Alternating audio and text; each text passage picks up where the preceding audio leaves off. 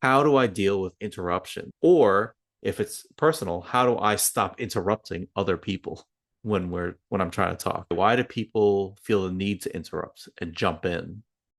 Welcome to the art and science of difficult conversations. I'm Chris. And I'm Lucie, and we love having difficult conversations. That's right. And each week we'll either share a tip, hear how others have gotten better at difficult conversations, or demonstrate common difficult conversations and what to do and what not to do. Let's get into it. And welcome back to the art and science of difficult conversations, where I'm one of your hosts, Chris. Thank you for joining us. And we really truly believe if we communicate better, we live better. As always, I'm not alone. I'm here with Lucie. Lucie, I'm how are here you too. today? I'm good. Thank you, Chris. It's early morning for me. Still dark outside. Yeah. How are you It's doing today? it's good, good. It's a nice day. It's not too hot, which I appreciate. It's a nice fall, like cool day. Nice. Yeah. Um, yeah, it's always interesting managing our times because you're on the West Coast, so it's just Mm, trying to yeah. figure out what time works best for everybody. It is what it is. Yeah.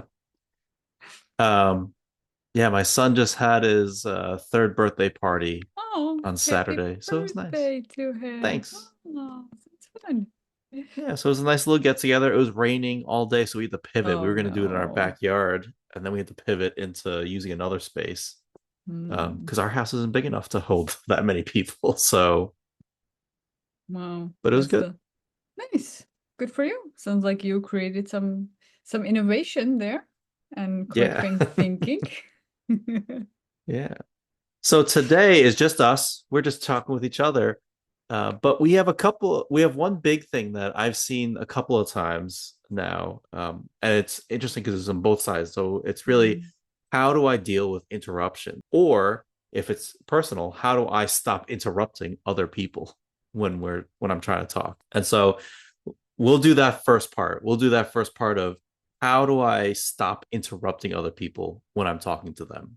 How do I let them talk? And so when you think about that, what gets in the way? Why do people feel the need to interrupt and jump in? That's a great question, Chris. So there might be different reasons. I would say one of them that may happen sometimes for me. I hear an idea and I get an idea and I don't want to forget it. And that's why Hmm. I try to interrupt because you just said something. So that's one possibility that Hmm. we are the person that is interrupting is somebody that is creative and has lots of ideas and they want to share something that came up for them. Hmm.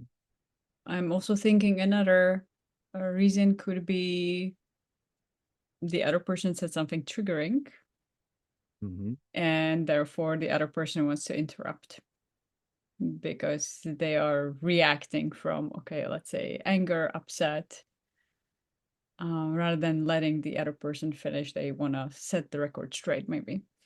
Hmm. Right Hmm. there. Yeah.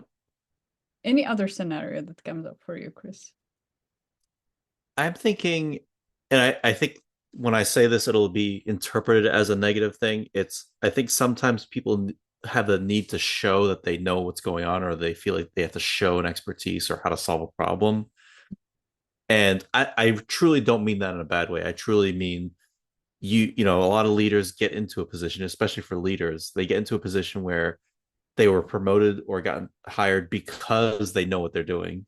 And now they feel like they have to prove that in a way. So they feel like that inner anxiety, like I have to show you that I know what I'm doing.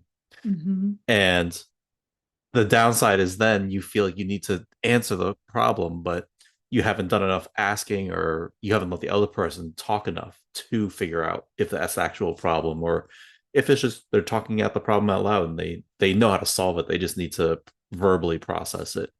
So I've seen that as well. Just that inner anxiety, like I need to prove that I know what I'm talking about.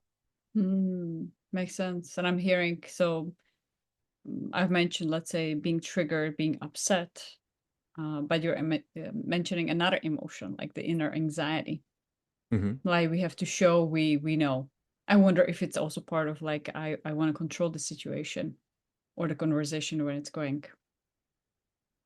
I mean, that's part of it too, right? That anxiety of I Mm-hmm. don't want this to Yeah. go into talking about really difficult things, or I Yeah. don't want this to go off the rails and people start fighting me on stuff or pushing back Mm, and asking me questions that I really don't know the answer to. So let me control yeah. the narrative into something that I know how to manage. Makes sense. Um, but that's not really the best way to facilitate a discussion. Mm-hmm. That's true. When we look at, okay, so what is the intention of the discussion? If that's creative problem solving, Hmm. mm, that behavior is going to stand in the way of that. Right. Right.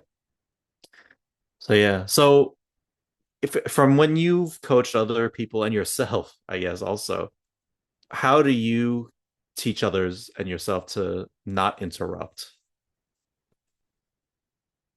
Great question.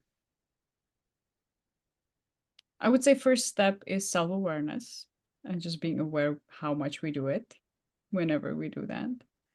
One of the strategies that has worked for me is um, having a piece of paper or a file on my computer. And whenever I get an idea, then the other person, while the other person is talking, just write a note for myself. So then I don't have to interrupt. I still keep that idea and I can continue listening. And then once the person is finished, then I can look at, my notes and see, okay, these are the things that came up for me.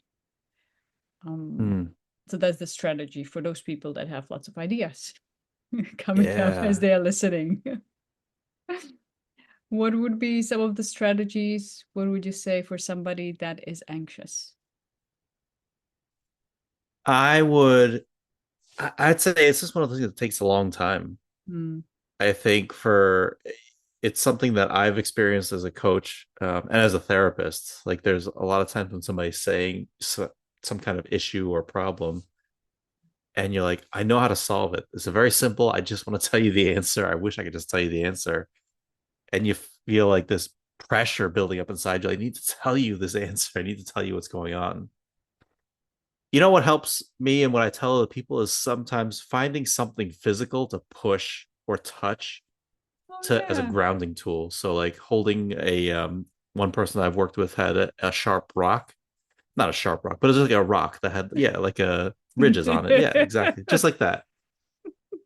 But something where the more you feel like you need that you feel your body, the your Yeah. heart rate's rising, you're getting heated, you want to say something, whether positive, negative, or neutral, you just want to say something. And so I say just hold on to that and press it. The more you feel that pressure to say something, just press into that and then Mhm. just keep listening. And so doing that, and then I will just take a deep breath as they're talking. And the more contentious it is, the more I'll try to not do it visibly. Otherwise, they'll think I'm being upset at them. Mm, yeah. So really, it's just me trying to calm myself down. So I'll take a deep breath. That helps me just Makes slow sense. down, calm everything down, and focus on what they're trying to say. I love the strategy. So really about kind of self-leadership, noticing whenever we are in that state Mm-hmm. and calming down ourselves down, be it with the object that we hold, be it pen or rock or a cup of something, and taking a sip or taking a deep breath, maybe Mm-hmm. even into the stomach rather than into the chest, which can Yeah. be even more grounding, or just feeling the chair underneath us, the ground underneath us, and really focus on self-regulating rather than jumping in Yeah. and letting the emotions take Right. Right. control of our reactions. But your point is right also. I think self-awareness is where it starts. Mhm. You have to know what the signs are. You have to know why you are doing it to a degree. You may not know Yeah. right away, but you have to kind of have a sense of I'm feeling like I want to say something so you can start catching yourself Yeah. and start thinking about what's going on here? Why can't I just listen? Mhm. When you are mentioning listening, I'm also thinking the way of listening. How are we listening? If that also Mm-hmm. has an impact on how we are interacting. So there's the way some people listen to respond, And Yep. some people listen to understand. And so are we Yep. listening to understand, or are we listening again to make a point to win the discussion, which can come more from the anxious, fearful state rather than the Yeah. curiosity and desire to collaborate something or problem solve.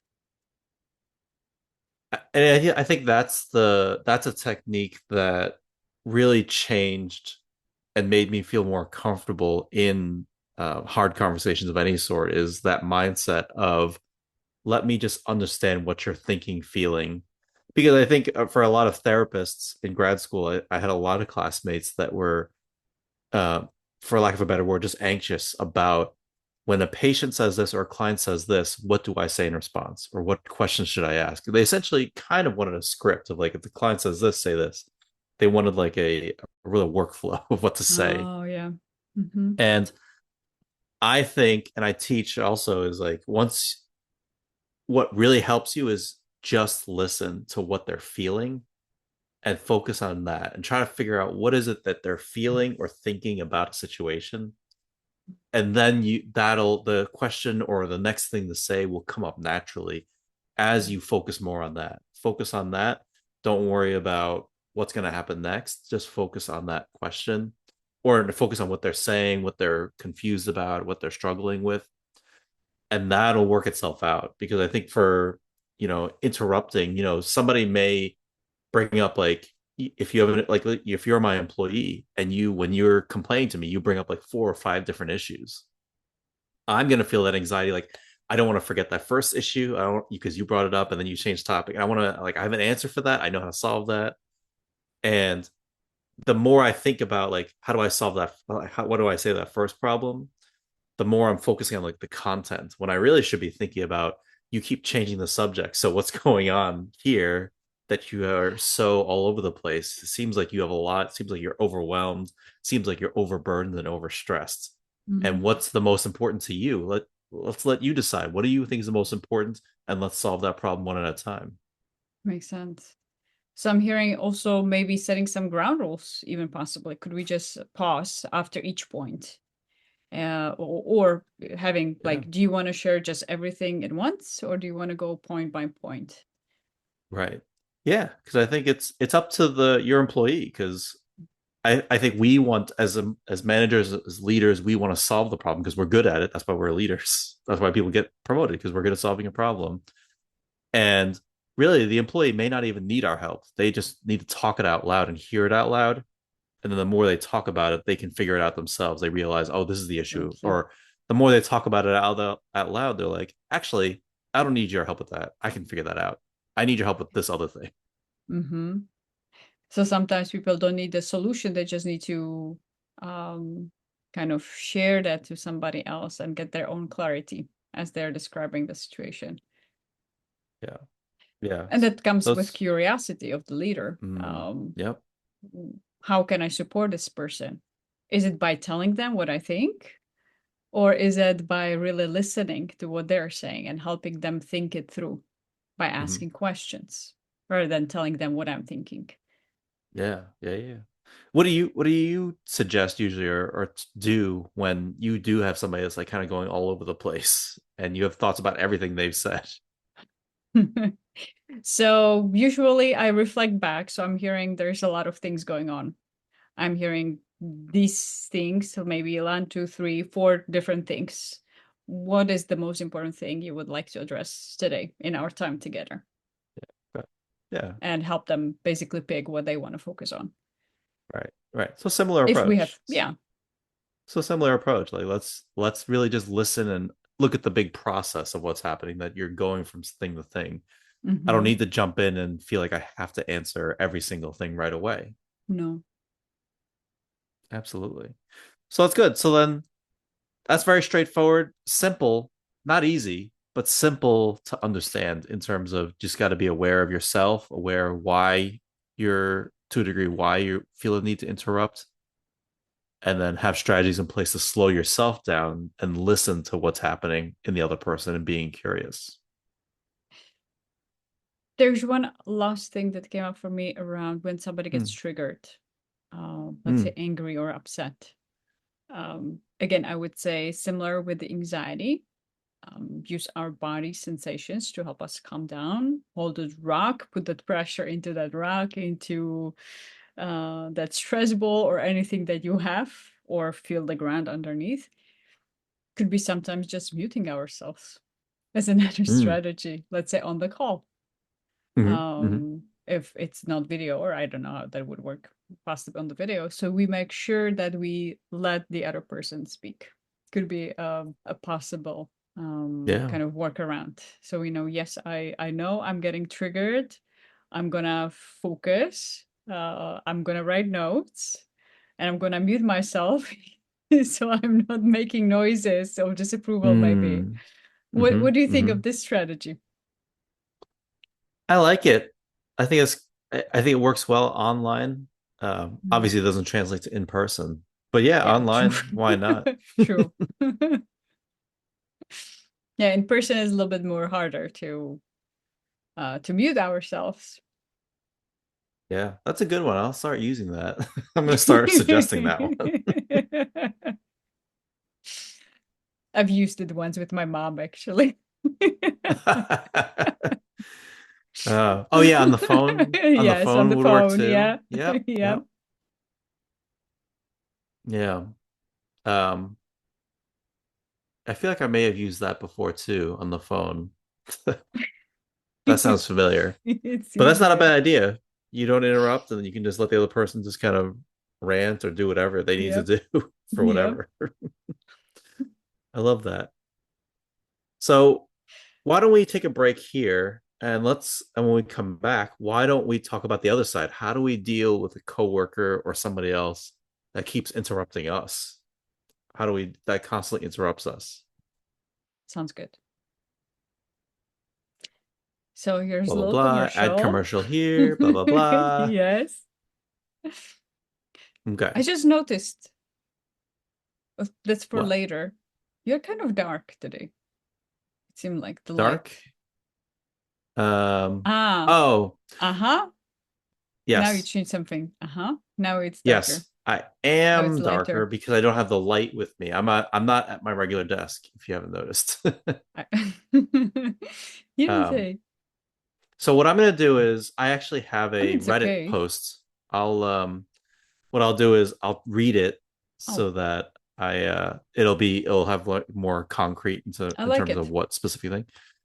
And then we can even role play what we could say in the situation. Okay. So make it easier. So hey, Chris here. I really appreciate you listening to this podcast. And if you are listening to this podcast because you're looking to get better at these difficult conversations, well, if you really want to de escalate difficult behaviors and you want to be assertive without being aggressive and being true to yourself, I have a self paced course that can really help you because I know it's difficult being assertive in lots of different situations. If you're at work and you have to give feedback, if you have to deliver bad news to an employee, or deliver bad news to somebody that you care about in your personal life, or you're struggling to deal with defensive or sensitive people who are pushing your buttons and you don't know how to push back. It doesn't have to be that way. There is a world where you can handle these tough emotions with confidence. You can speak honestly and kindly while you're still being assertive. And you have the ability to manage emotional outbursts and stubbornness calmly, because these are things that I've had to overcome and learn. And so this self-paced course goes through all of those things. I've created this trust framework that helps you think through how to prepare for and how to facilitate hard conversations. And you hear a lot of it actually in this podcast as I talk about how to handle difficult conversations in lots of different scenarios. Currently, the course is closed for enrollment. There's a waiting list. If you are interested in learning more, enrollment will open up at the end of August and the beginning of September. So please go to the website. I'll link it down below and you can learn more about it and join the waiting list if you want to hear more about it. But I'd love to see you there. All right. Lucie, are you ready to hear this scenario? Yeah, I want to hear it. I'm curious. So this is from Reddit. And so the post is really, how do you deal with a coworker who constantly interrupts you?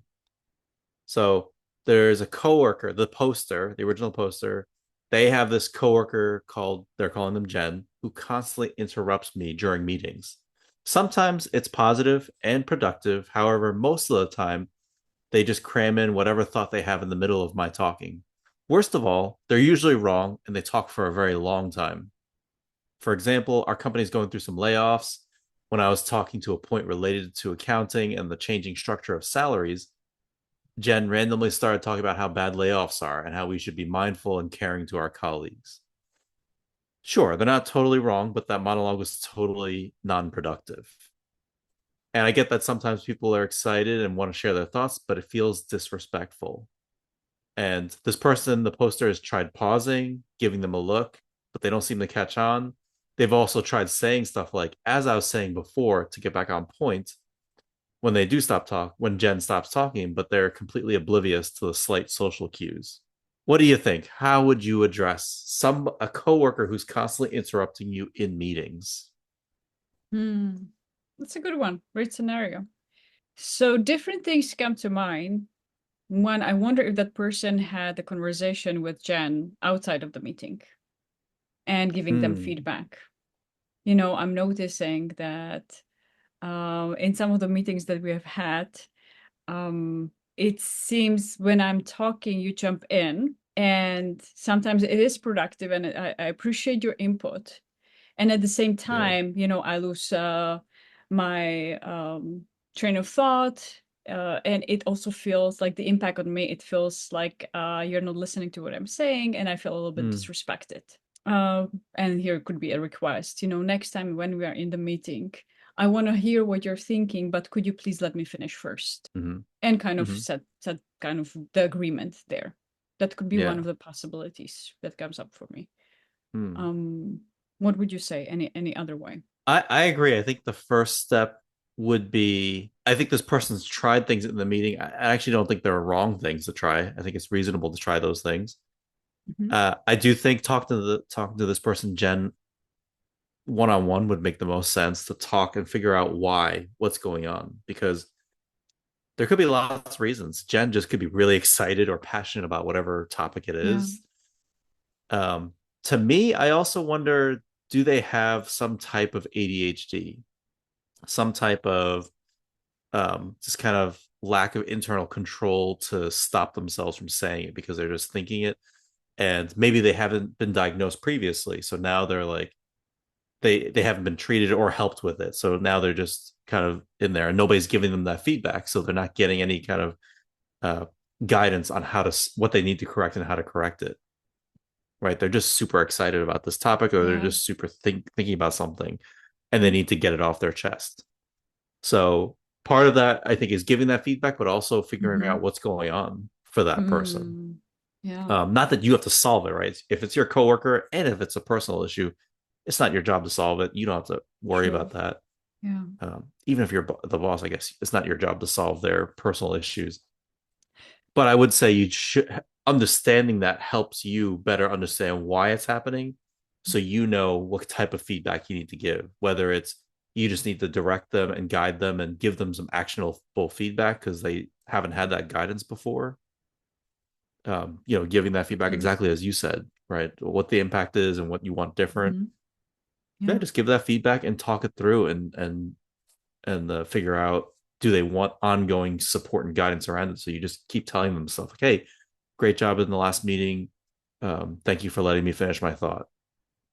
Makes sense. Yeah. Give even You the know, positive feedback after, actually. Yeah. right, right, right. So then what about in the meeting? What would you do in the meeting? Let's say before you even had a chance to talk to her one on one, how would you address it in the meeting? That's a great question. And I'm hearing, from the Reddit contributor that they've tried the nonverbal signs, they've tried giving the look, nothing Yeah, worked. I also, or they tried, okay, so as I said earlier, yeah. uh, and here's an idea. When I hear this, I didn't hear, what I like about your point is this. And I really would like our meeting today to focus on that. And yes, I really appreciate that we do need to show empathy. It is a difficult time for the employees, for everybody here. And let's focus today on this topic, and how about we address this in our next meeting? How to handle these difficult conversations with our team as they're going through the waves of uncertainty and anxiety. Probably, how do we deal with Hmm. this emotional part of this transformation or change? Yeah. But let's today focus on the practical things, kind of acknowledging what they said, validating their perspective, and at the same time creating the container for today's discussion. Going back to that, Mm. one of the strategies. What would you say? Anything else comes up for you around like in the meeting? Yeah, in the meeting, I would have two thoughts. I like yours approach as well. I think that works. And the only two approaches I have would be say, hang on, can I just finish my thought? And then just do your thought, say whatever it is, answer your Yeah, question, or do the whatever you need to yeah, present. makes sense. The second one is if they really do say something and they don't let you even jump in, they finish their thought, even if it's long discussion. Just you could say you're a parlay. Let's talk about it next time. Or you could also say, you know, Jen, I apologize. Like I think that's a really good point. I'm just trying to understand how it fits into what we're talking about. Mm, I would ask them to link it to why it was part of nice. this discussion and Mm, then see if they because like in my mind I'm thinking if they can link it back and it really does make a good point and I just didn't see the link, then maybe it's worth talking about. Let's talk about that. I love that. However, it could also serve as like a gentle nudge, like, is there a real link to why we're talking about this without necessarily calling them Mhm. out? Yeah. And it's placing me as like, I get it. Maybe I missed something. That's fair Mm. on my part. I love that approach. Well done. Yeah, kind of being still curious and validating and listening. And at the same time, giving them the choice, an opportunity to see, okay, does it link? Is it the right time and place for this to be discussed, or actually not? Right, right. I And they love might that. say something like, actually, you know what? It is just something I was just thinking about. Like, it doesn't Yeah, really sorry. mean, it Yeah. doesn't link to what you're saying. Mhm. You're like, okay, well, listen, if it's important, let's talk about it next time. Or if you want, we can find other spaces to chat I about it. love it. Hmm. I love it. Um, I had a thought come up for me as, I realized I'm also in a way interrupting sometimes my clients, not by words, but my nonverbal. Hmm.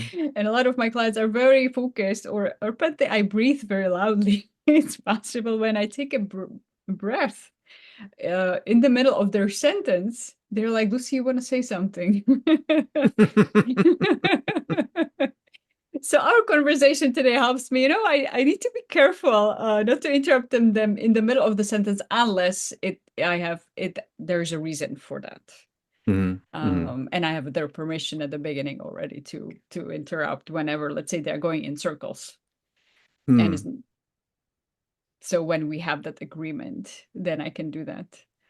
Yeah. But Yeah. sometimes I Yeah. also just get excited because so that's also part of my regulation and write it down. Um, so that's my strategy. And just it comes back to the Hmm. awareness. So for me, it's not even jumping in verbally, it's more even the nonverbal. And seems like a lot of clients are very observant and present also with my expressions. Yeah. Got to be careful of that. Gotta Your be careful. expressions. Yeah. Yeah. I think it's also hard if you're just a coworker. If you're not the boss, True. and also if you're not even leading the meeting. Let's say That can be somebody tricky. asked you a question, you're just answering a question, Mm. and you're like, I'm not in charge of this meeting. I'm just trying to answer a question, just be done with my piece. Yep. I don't want to confront you in the middle of this meeting that I'm not in charge of, and like we're just here. I mean, we don't work together very well. We just like kind of tangentially know each other through this meeting, or through some other work. That's what makes it hard to say like I'm going to follow up with you or let's talk about this next time because you may not be in that position. That's a very great point that you're bringing. And that reminds me of a client that she said, Lucy, I have this situation. This is not my meeting, and it seems the facilitator of the meeting she is not doing such a great job because there's one person that tends to dominate that meeting, and all Mm, of us, everybody else, are just more quiet. And how do I deal with the situation? mm-hmm, Um, and so she felt really conflicted because mm, she really cared also about the other people's opinions rather than just the person's, but also respected the authority of the facilitator and didn't want to overstep the boundary. Also, she was more from Asian culture. So even ah, there, it yeah, was yeah, more challenging, challenging the authority in a way who was the facilitator of the meeting.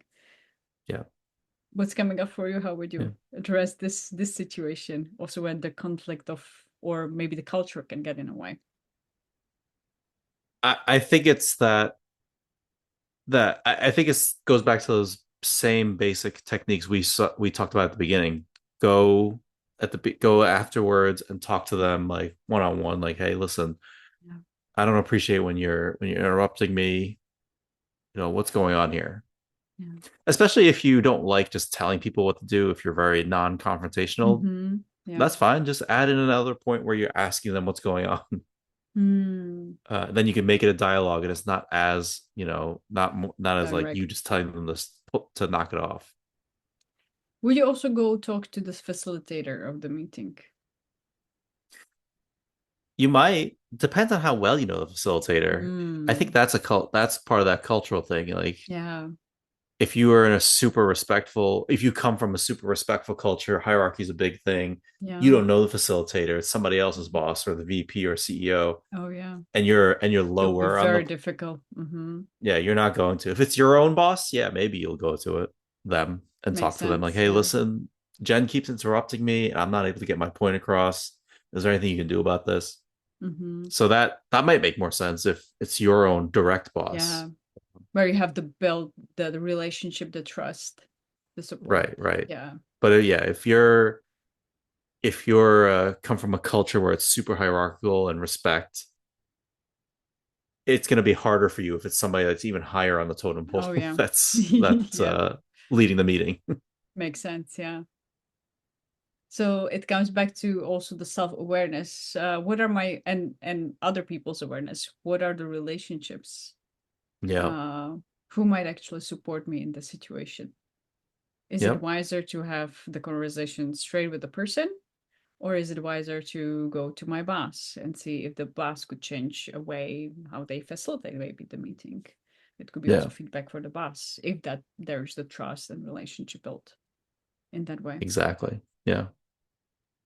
So Lucy, I wonder if you'd be willing. I want to read some of these responses because I think it'd be interesting to get your take on what some of the advice some of the other people gave this original poster. Let's do it. So the first thing somebody said, first thing is ask them what you heard me say. So they Jen interrupts me and say, Jen, um, I feel like I may not have been communicating my point clearly. Can you please share what you heard me say? What do you think about that approach? So what I like about it, it's asking a question. It's putting it back on Jen. And there's a concern I have, depending on personality of Jen. Some people might take it as their defenses could come up because it's a Yeah. direct, they could become upset. That's what I'm thinking. It seems very Yes. confrontational. It's like, hey, what did you hear me Yes, say? yes, yes. So it might create more conflict in the meeting, possibly. Yep.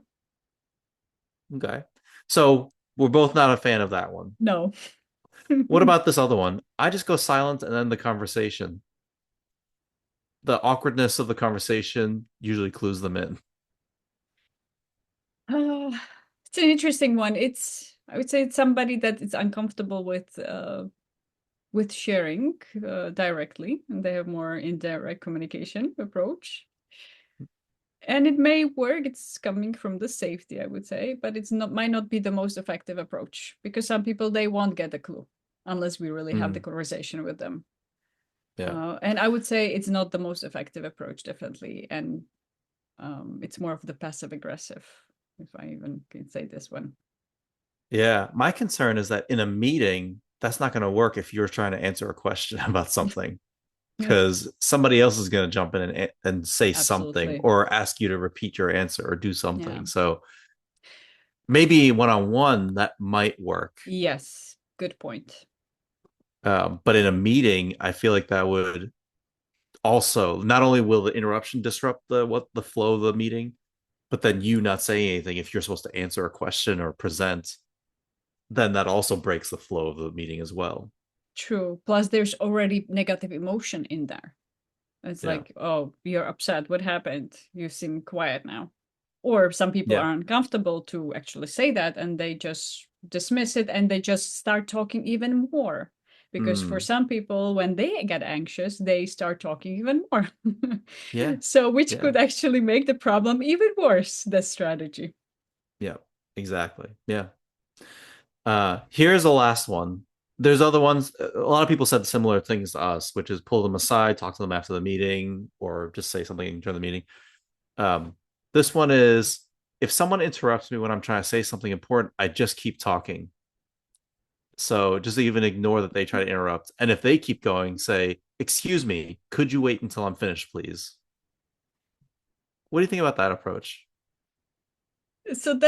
So we've seen the passive aggressive, we've seen so it's more on the aggressive side, I would say. Mm-hmm. And I will wonder what would be the assertive yet respectful to everybody communication. In a way, this communication also is ignoring that they are trying to say something. So I would say it's not ideal situation either.